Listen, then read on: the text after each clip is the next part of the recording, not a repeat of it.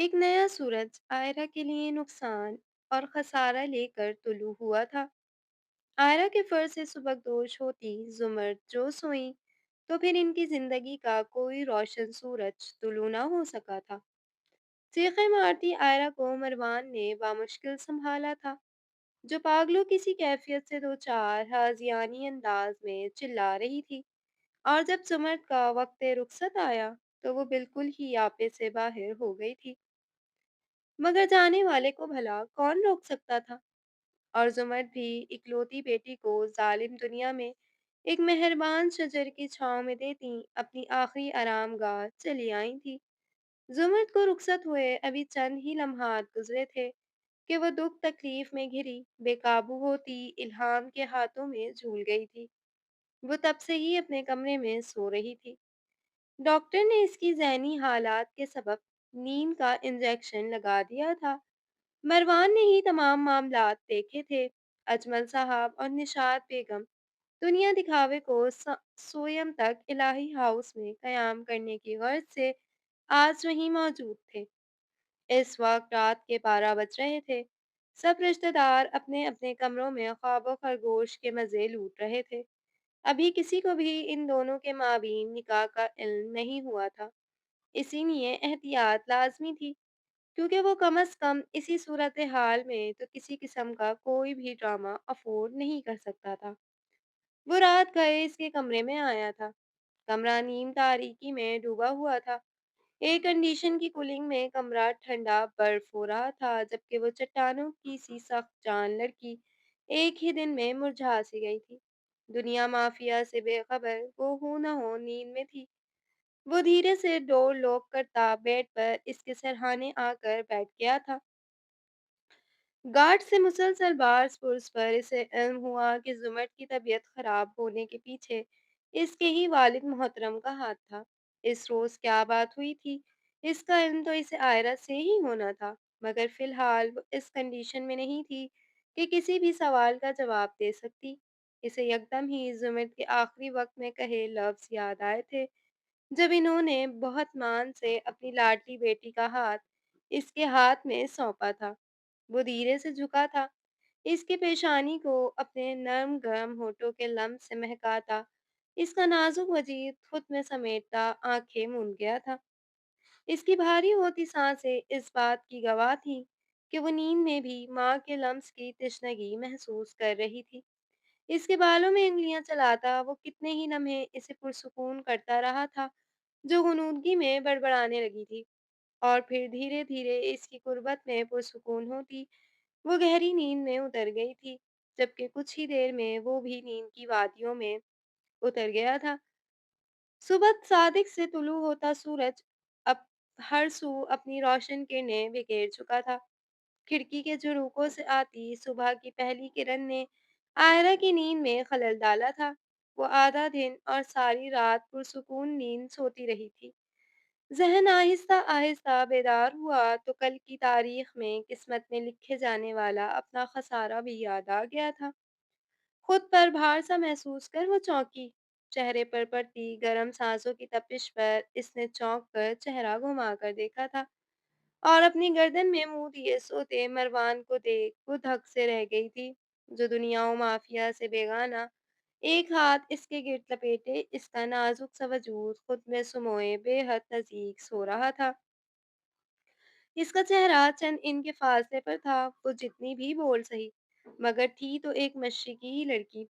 निकाह के बाद इन दोनों के माबीन बेतकल्लुफ़ी ज़रूर थी, मगर इस हद तक नज़दीकियाँ कभी नहीं रही थी। और इस वक्त मरवान को अपने बेहद नज़दीक महसूस कर वो हर गम और तकलीफ भुलाए सांस रोके लेती थी। चेहरा हमारे हया के कंदारी अनार की मानिंद सुर्ख पड़ गया था। अजीब सी हफ़्वत ने इसे अपने हिसार में ले लिया था। वो शायद मज़ीद इस अजीब कैफ़ियत से दो-चार रहती अगर समाअतों से बाज़गश्त करते अजमल साहब के नफ़रत आमेज़ लफ्ज़ ना गूंजते। वैसे जितनी ये लड़की बेबाक है, रुखसती के तमाम मराहिल भी तय कर चुकी होगी। इसे यकदम मरवान का हिसार किसी कैद की मानिंद महसूस होने लगा था। चेहरे के तासुरात सख्त हो गए थे। वो गुस्से में उठने लगी थी। इसके वजूद में होती जंबिश पर वो हड़बड़ा कर उठा था। क्या हुआ आयरा? तबीयत ठीक है तुम्हारी? वो जो गुस्से से सोचती इसे सख्त सुनाने के मूड में थी, इसके हिसार में दोबारा से खुद को कैद महसूस कर वापस लेटाने पर सिटपटा गई थी। शायद खुमारी से लबरेज अधखुली आंखों में सवाल हिचकोले ले रहे थे। भारी होते लहजे से परेशानी आया थी। क्या हुआ? चुप क्यों हो? गंभीर लहजा धड़कनें मुंतशिर करता था। वो जो समझ रहा था कि शायद वो अभी तक सदमे की कैफियत से दो चार है, मुसलसल परेशानी से इसे बोलने के लिए उकसा रहा था, जबकि वो सुर्ख चेहरा लिए बिल्कुल खामोश थी। पीछे हटो। और तुम मेरे कमरे में, मेरे बेड पर क्या कर रहे हो? वो एकदम ही अपनी मुतज़लज़िल धड़कनों की रफ्तार पर काबू पाती, फाड़ खाते लहजे में गोया होती, उठ बैठी थी। वो इसके धक्का देने पर इसकी कैफियत समझता, एक गहरी सांस भरकर पीछे हो गया था। रात को तुम सो रही थी, इसलिए मैंने तुम्हें डिस्टर्ब करना मुनासिब नहीं समझा। वो वापस अपनी जगह पर लेटता, भारी लहजे में गोया हुआ था। ये वो हालात नहीं थे कि वो आयरा को इनके माबीन रिश्ते का एहसास दिलाता, जबकि वो इसका नॉर्मल रवैया देख अपने सख्त लहजे पर काबू करती, मुंतशिर धड़कनों को संभालती, खुद पर पड़ा कंबल एक तरफ को करती, वॉशरूम में जाकर बंद हो गई थी। मरवान ने घड़ी देखी जहां फजर का वक्त खत्म होने में कुछ ही देर बाकी थी। कुछ लम्हे वो यूं ही लेटा रहा, फिर पाँवों पर से चादर हटाता खुद भी उठ बैठा था। कुछ लम्हे बाद रोई रोई आंखों समेत आयरा बाहर आई थी। इसे देख वो गहरी सांस भर कर रह गया, जो इसे नजरअंदाज करती ड्रेसिंग रूम में चली आई थी। वो फिलहाल इसके आंसू साफ करने का इरादा तर्क करता, खुद भी सो वजू करने की गर्ज से वॉशरूम की जानिब बढ़ा था। सर पर दुपट्टा लपेटती आयरा नमाज अदा करने ही जा रही थी, जब इसने अपना जायनमाज बिछाते इसके हाथ से जायनमाज लेकर अपने मुसल्ले से थोड़ा फासले से बिछाई थी, जबकि वो हर तरह के जज्बात से आ रही इसकी कार्रवाई मुलाहजा कर रही थी। चलो, नमाज का वक्त निकल रहा है। इसने साकित खड़ी आयरा को पलट कर वक्त का एहसास दिलाया, जो गड़बड़ा कर आगे बढ़ती पहली बार अपने शौहर की इमामत में नमाज अदा करती, अल्लाह के जिक्र के साथ साथ खुद में अजीब सा सुकून उतरता महसूस कर रही थी।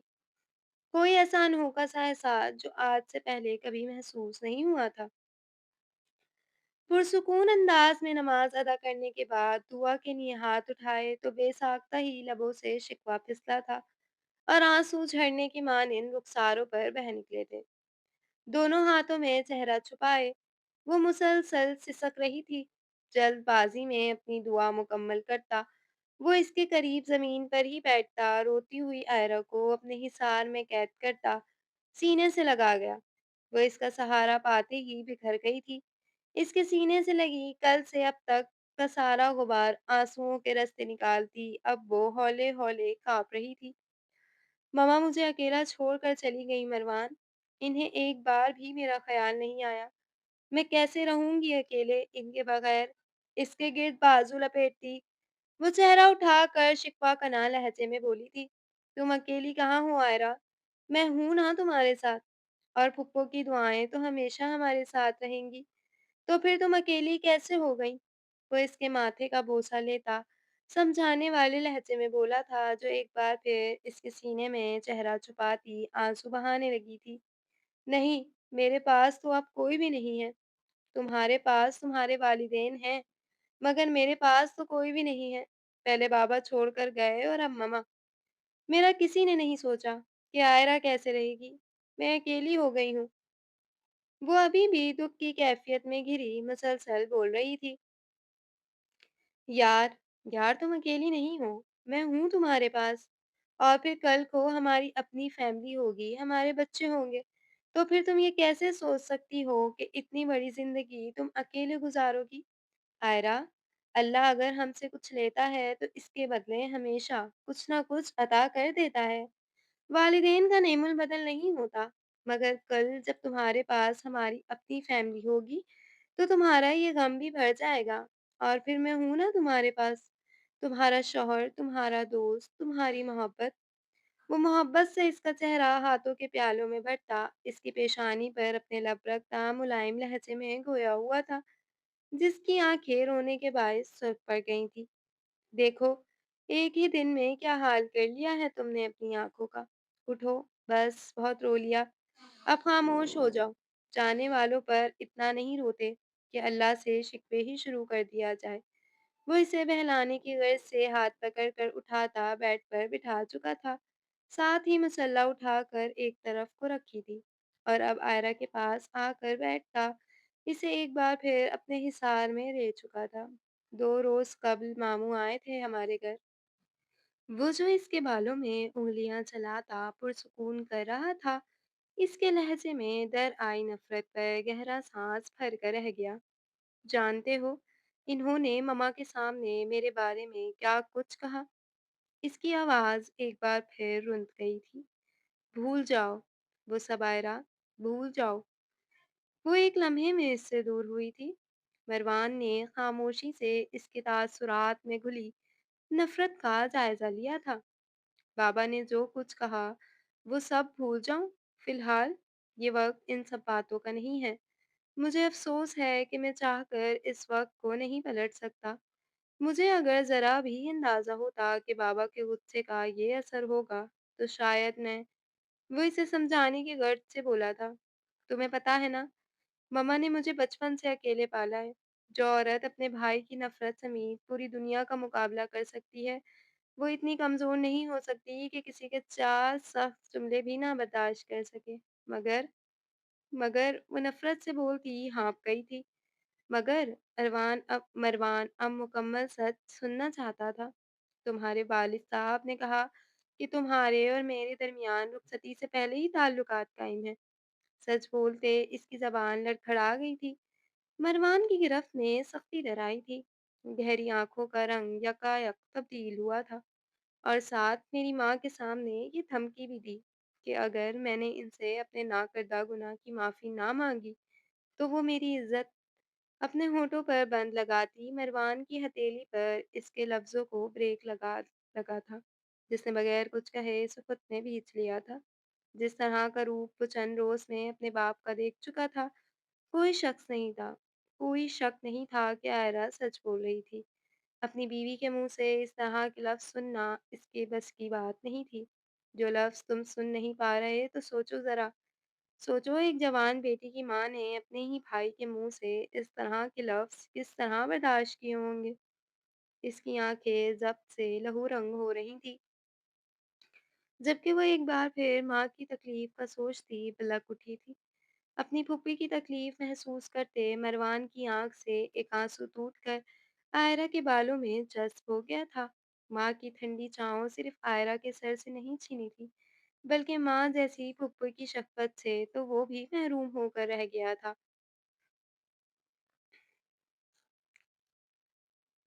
बस आयरा, उठो, कुछ खाया तुमने? वो अब खामोश हो गई थी। खिड़कियों पर पड़े पर्दों से छन कर आती सूरज की किरणें अब पूरे कमरे में फैल रही थी। भूख नहीं है मुझे। वो पीछे को होती बैकग्राउंड से टेक लगाकर आंखें मूंद गई थी। मरवान ने बगौर इसके सरापे का जायजा लिया था, जो बिस्किटी रंग शलवार सूट में मलबूस बिखरे से हुलिये में बहुत थकी थकी सी लग रही थी। रंगत में पिलाहट सी घुल गई थी। खुमारदार पलकों पर ठहरी नमी इसके गम की गवाह थी। एक ही दिल में चेहरा कमला सा गया था। घुंघरियाले बालों को सुलझाने की ज़हमत नहीं की गई थी, जिनका मैसी सा जूड़ा बना रखा था। क्यों भूख नहीं है? कल से भूखी हो, इस तरह तो बीमार पड़ जाओगी। वो उठकर साइड टेबल की जानिब बढ़ा और इंटरकॉम के ज़रिए मुलाज़मा को नाश्ता लाने की हिदायत करता। वो कुछ सोचकर साथ ही बैठ गया था। आयरा, इसने आंखें मूंदे बैठी आयरा को पुकारा था। हुँ, इसने हनकार भरा, आंखें हूं न हो बंद थी। अगर मैं हमारे रिश्ते को लेकर कोई फैसला लूं, तो तुम्हें कोई एतराज तो नहीं? आयरा ने एकदम आंखें खोली थी। क्या कहना चाहते हो? खुल कर कहो, पहेलियां ना बुझाओ। रोने की ज्यादती के बायस आवाज भरा सी रही थी। हलक में खराशें सी पड़ गई थी। आज फुप्पो का सोयम है, इसके बाद तुम मेरे साथ घर चल रही हो, याद है ना? फुप्पो ने तुम्हारी रुखसती कर दी थी। आयरा ने सपाट नजरों से इसके संजीदा चेहरे को देखा था। मैं इस घर में कभी नहीं जाऊंगी जहां मेरे वालिदैन का कातिल रहता है, इसने तल्ख लहजे में कहा था। मगर वहां तुम्हारा शौहर भी तो रहता है, इसने कायल करना चाहा था। मेरा इतना बड़ा ज़र्फ नहीं है मरवान कि मैं सुबह शाम अपने माँ बाप के कातिल का चेहरा देखूं और फिर भी खामोश रहूं। इसने दुरुस्तगी से बोलते इसका हाथ झटक दिया था। क्या चाहती हो फिर? इसने बगौर इसके तासुरात का जायजा लिया था। फिलहाल मैं अपना घर छोड़कर कहीं नहीं जा रही। तुम्हें जाना है तो जाओ। वो तल्ख मिजाजी से गोया हुई थी। तुम्हें अकेला छोड़कर तो मैं कहीं नहीं जा रहा। अब तुम वहीं रहोगी जहां मैं, यानी तुम्हारा शौहर रहेगा। बेहतर है अपना माइंड मेकअप कर लो। वो सर्द लहजे में बोलता इसका गाल थपथपा कर दरवाजे की जानिब पड़ा था, जहां अभी किसी ने दस्तक दी थी। शुक्रिया कशमाला भी। इसने मुस्कुरा कर नाश्ते की ट्रे थाम कर शुक्रिया अदा किया तो वो मुस्कुराती हुई वहां से निकल आई थी। चलो उठो। इसने बेड पर ही ट्रे रखनी चाही तो वो अपने पाँव समेट गई थी। मुझे भूख नहीं। वो हूंस इसी लहजे में गोया हुई थी। मैंने तुमसे पूछा नहीं है आयरा। फौरन उठ जाओ। बहुत हो गई तुम्हारी जिद। छोटी बच्ची नहीं हो तुम जो हर मामले में जिद करना जरूरी है। वो इसके मुसलसल इनकार से जिद छोता इस बार सख्त लहजे में डपट कर बोला, जिसने नागवारी से घूरते रुख फेर लिया था। जबकि वो एक गहरी और सर्द आह खारिज करता डबल रोटी के स्लाइस पर मक्खन लगाता, दूसरे हाथ से इसका चेहरा पकड़कर इसका रुख अपनी जानिब मोड़ चुका था। आह! वो गर्दन में अचानक से झटका लगने पर सिसकी भर कर रह गई थी। मुंह खोलो जल्दी। इसने घूरती निगाहों से इसके भिजे हुए लबों की जानिब इशारा किया था। भूख नहीं है मुझे। इसकी जबरदस्ती पर ना जाने क्यों आंखों में नमी नमी भर आई थी, जबकि वो देखता रह गया था। अच्छा, एक स्लाइस खा लो यार मेरी खातिर। इस बार इसके लहजे में मोहब्बत थी।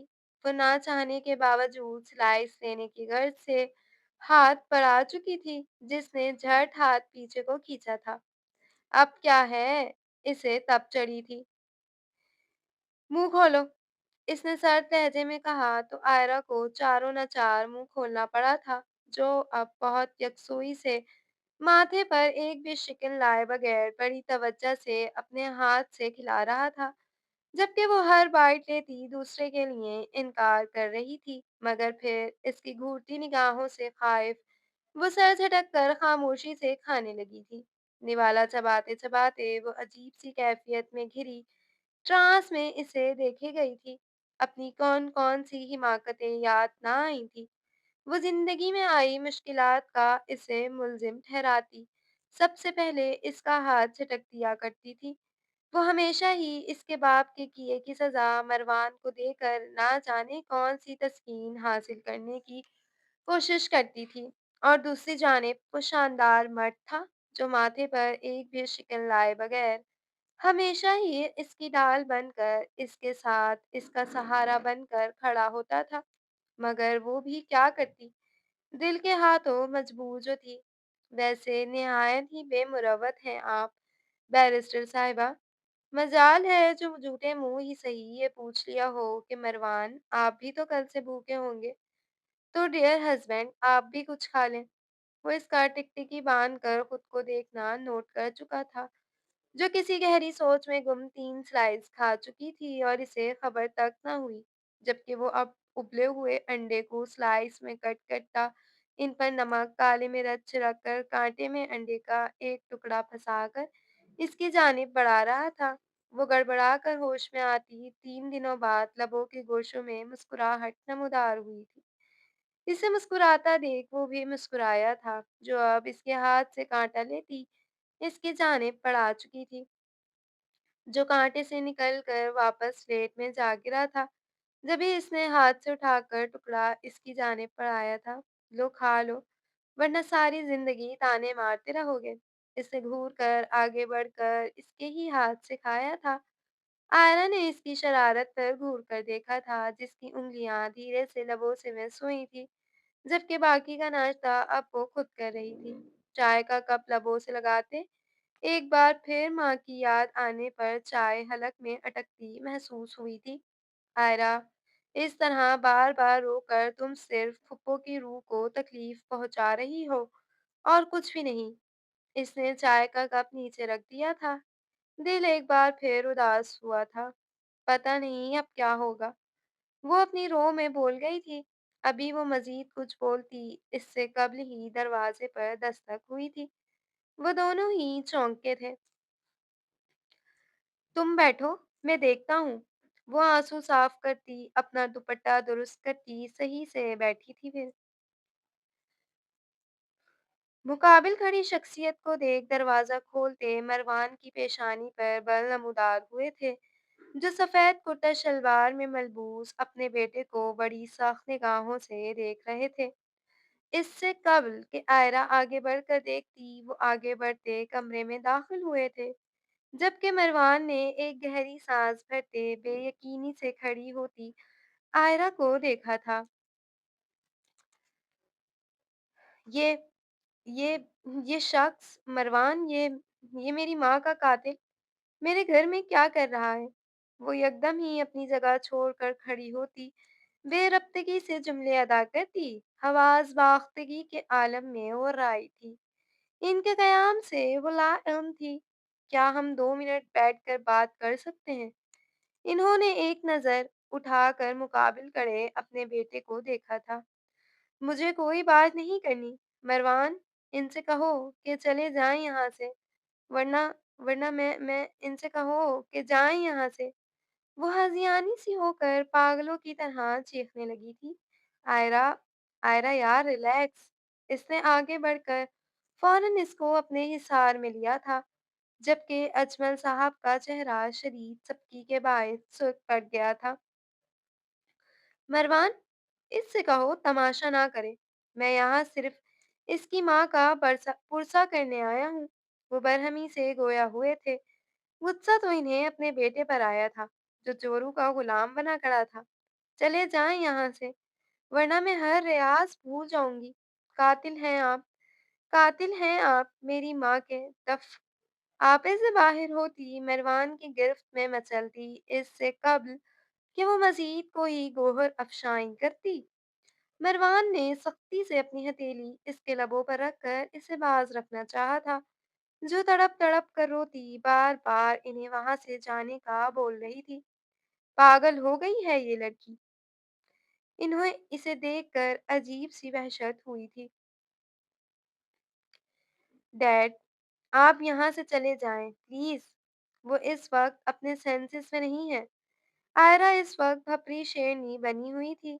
अगर जो मरवान ने इसे काबू ना किया होता तो वो शायद वाकई में कुछ कर गुजरती। अजमल साहब उल्टे कदमों वापस पलट गए थे। आयरा होश में आओ। चले गए हैं वो। इसने अपनी गिरफ्त में तड़पती आयरा को झंझोर डाला था। वो मेरे घर में। इन्हें कहो जाएं यहाँ से, वरना मैं लिहाज नहीं करूंगी मरवान। वो सिसक कर रोती, इसके ही बाप के लिए नफरत आमेज लफ्ज उगलती, इसके सीने पर सर रखती, अपना गम हल्का करने लगी थी। जो भी था, मगर मरवान को आयरा का इस तरह अपने बाप से बदतमीजी करना एक आंख न भाया था, मगर वो इसकी हालत के पेश नज़र खामोश रहा था। इसे पुरसुकून करने की खातिर अपने लब इसके सर पर रखता मुसलसल कमर सहला रहा था। मरवान के समझाने बुझाने के बाद वो बहुत ज़ब्त से इलाही हाउस के मेहमान खाने में मौजूद अजमल साहब की मौजूदगी बर्दाश्त कर रही थी। दूर के रिश्तेदारों की वापसी के बायस दूसरे दिन ही सोयम रख लिया गया था। الہی ہاؤس کے حال میں موجود خواتین قرآن پاک پڑھنے میں مشغول تھیں۔ لیڈیز اور جینٹس کے لیے الگ الگ قرآن خوانی کا اہتمام کیا گیا تھا۔ آئرہ کی حالت دیکھ نشاط بیگم کا دل پسیج گیا تھا۔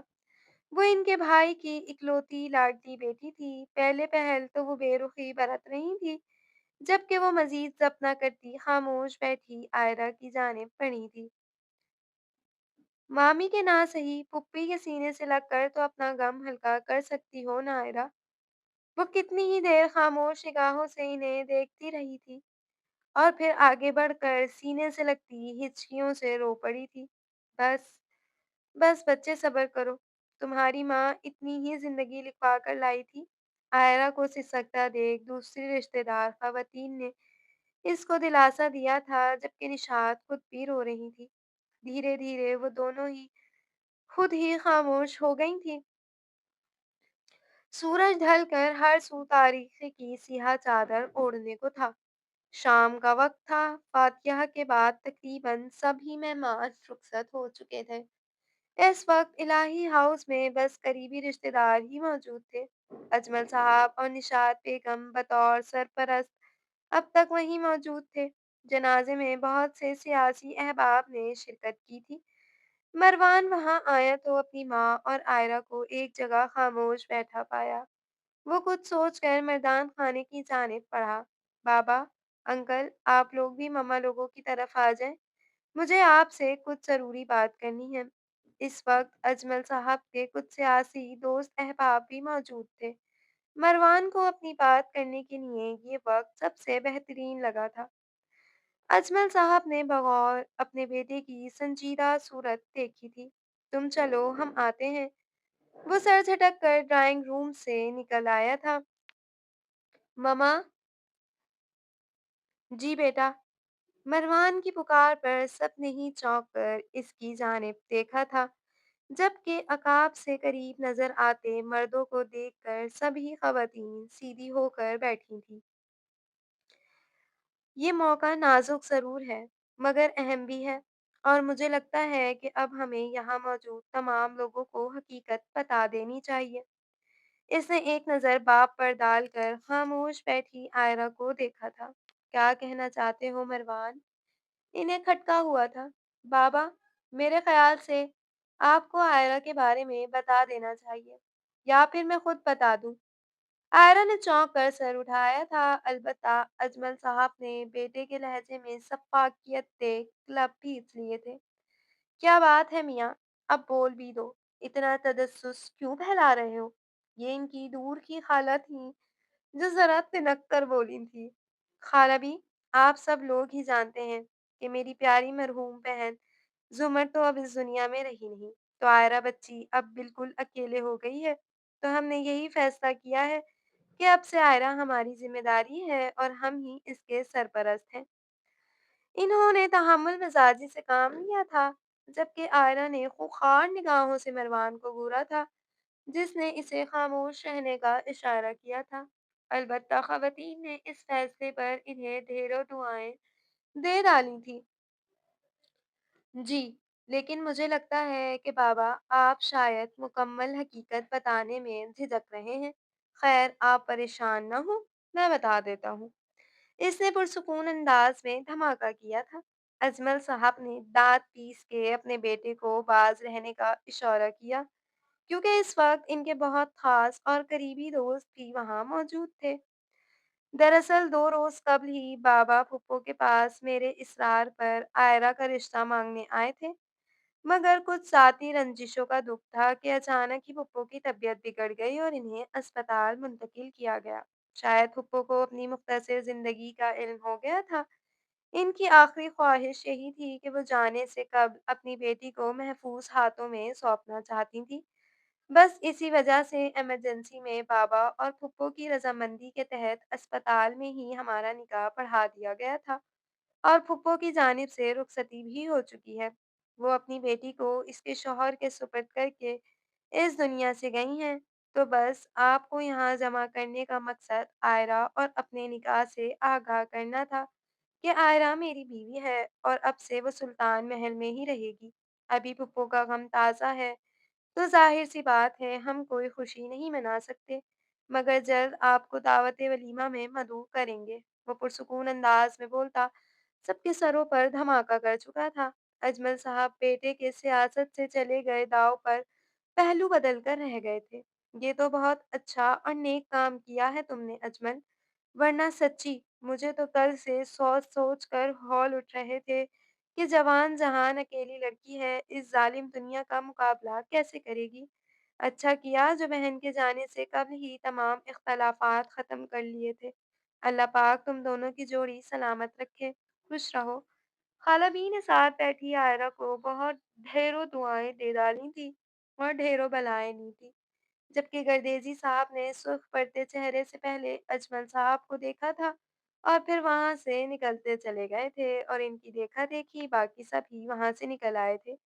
انہیں اجمل صاحب کے سیاسی حربے پر جی بھر کر طیش آیا تھا، جو ہمیشہ سے عائرہ الہی کی مخالفت پر ان کے سامنے نفرت کا اظہار کرتے آئے تھے اور اب اس قدر خاموشی سے اس لڑکی کو اپنی بہو بنا لیا تھا جس نے ان کی عزت اور نام خاک میں ملا دی تھی۔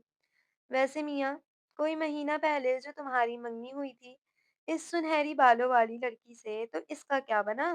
ان کے دماغ کی پکڑی یکدم ہی روشن ہوئی تھی۔ وہ وہ مہینہ بھر پہلے ہی ختم ہو گئی تھی۔ اس منگنی میں میری کوئی رضامندی شامل نہیں تھی خالہ بھی، وہ تو بس بابا کی ضد پر کر لی تھی، مگر اب ہمارے اور الہی خاندان کے درمیان دوبارہ سے مراسم بحال ہو گئے ہیں، اس نے پرسکون انداز میں کہا تھا۔ تو وہ خس ہم جہاں پاک کے مترادف سمجھ کر سر ہلا گئی۔ عائرہ نے زخمی نگاہوں سے اس چلاک شخص کو دیکھا تھا۔ مبارک ہو بیٹا، اللہ تم دونوں کو جلد اولاد کی خوشیاں دکھائے۔ عائرہ جو بہت ضبط سے بیٹھی تھی، خاتون کی آواز پر مروان کو ایک سخت نگاہ سے نوازتی بھاگ کر وہاں سے نکل آئی تھی۔ لگتا ہے شرما گئی۔ ایک خاتون نے عادت کے مطابق موقع کی نزاکت کو بھلا کر قیاس لڑایا، جبکہ مروان کی سنجیدہ نگاہوں نے دور تک اس کا پیچھا کیے تھا جو نہ جانے اب کیوں ناراض ہوئی تھی۔ جاری ہے۔ تو آپ لوگوں کو آج کی ایپیسوڈ کیسی لگی؟ اپنی رائے کا اظہار کامنٹ سیکشن میں کرنا ہرگز نہیں بھولیے گا۔ ملتے ہیں کل نیو ایپیسوڈ کے ساتھ، اپنا بہت سارا خیال رکھیے گا۔ اللہ حافظ۔